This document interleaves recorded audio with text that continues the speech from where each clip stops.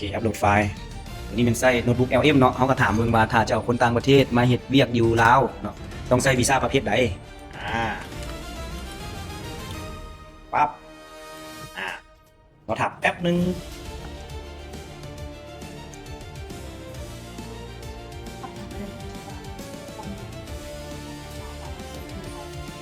ได้ถามได้เลยเนาะเด็กมันเป็นอันกฎหมายออกจากสภาเลยแหละเนาะเด็กมันก็บอกว่า LA B2 เด็กเนาะ E B2 แล้วก็ NI B2 เนี่ยประเภทของวีซ่ามีแค่3อย่างเนาะถ้าเจ้าจะเอาคนต่างประเทศมาเฮ็ดเวียกเอากับว่าบนเว็บเขาได้ข้อมูลพื้นฐานแบบเวลาเขาไปเรียนอยู่กรุงศูนย์บอกเลยว่าไปเรียนอยู่ตมเนาะแม่นเฮาก็ฮู้แล้วเด็กประเภทคันเฮาไปบ่ถูกนี่แม่นกับเจ้าก็บ่เฮ็ดเวียกนำเฮาเลยได้เนาะพวกอันวีซ่าแต่วันนี้แหละน้องเฮ็ดเป็นนะครับเป็นโบชัวนะ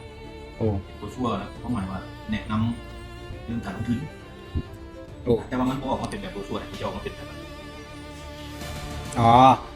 มันเฮ็ดจังซั่นบ่ได้เนาะแต่ว่าสิเฮ็ดเป็นดันโปสเตอร์ใหญ่ๆได้เดี๋ยวสิพาเฮ็ดเนาะแม่นเรื่องใส่หมวกก็ดูบอกว่าใส่หมวกแต่ว่าบัดยุคกินไม่ได้ได้อันนี้เป็นเรื่องอันนี้นี่มันจะคือหลายเด้อถามว่าเฮาติ๊กเอาเบิดนี่นะโอเคเฮาอยากถามเรื่องใดเนาะเฮาติ๊กเอาแต่ตัวนั้นแต่ถามว่าเฮาติ๊กเอาเบิดเนาะก่อนอื่นเบิดแล้วแม่นเครดิตเฮาจะเบิดเนาะเดี๋ยวนั้นเฮาจะใช้บ่ได้เนาะยัดลงแล้วเฮาสามารถถามได้เลยข้อมูลของมันอันนี้ถามเรื่องหยัง What is the cost โอเคโอเคมันใช้ภาษาอังกฤษได้เนาะเครดิตเฮาจะนานเบิดดีไลน์เสื่อมเราลองใส่เบิ่งเนาะตัวนี้แล้วเราสิพาเฮ็ดเครื่องมือทั้งเบิดนี่เลยเนาะมาตัวนี้เฮ็ดหยังตัวนี้เฮ็ดหยังตัวนี้เฮ็ดหยังมันก็ได้เนาะโอเคพอเบิ่งแน่มันของแบบมันจะใช้ดูแบบสำคัญมันแบบมูคอมมันมีการใช้แล้วน่ะก็คือเนาะแต่ว่าอยู่ศูนย์นั่นที่อาจารย์สอนนั่นละแม่นนั่นจึงจดทะเบียนนั่น200 ล้านกิบแต่ว่าขั้นเมืองเนาะ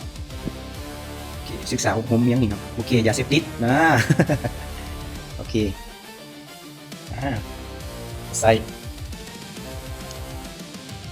ขอสังเกต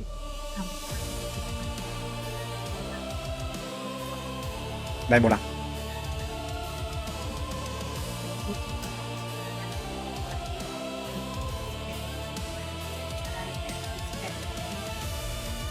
แม่นแล้วเนาะคลิกคอนโทรล V อะไรเนาะเดี๋ยวคลิกขวาพาสเดี๋ยวหาแอปนึงเรียบร้อยกดส่งได้เลยโอเคหรือว่าอยากร้องให้ไผเบิ่งบอกตัวนี้เราก็สามารถได้โอเคได้บ่เดี๋ยวลองกดเบิ่งก็ได้เนาะเราสามารถใส่ของเราได้เลยเครดิตเราสิเบิดเนาะเรายังไม่ได้เปิด permission เนาะตัวนี้เห็นบ่เขาต้องการกันเลยว่า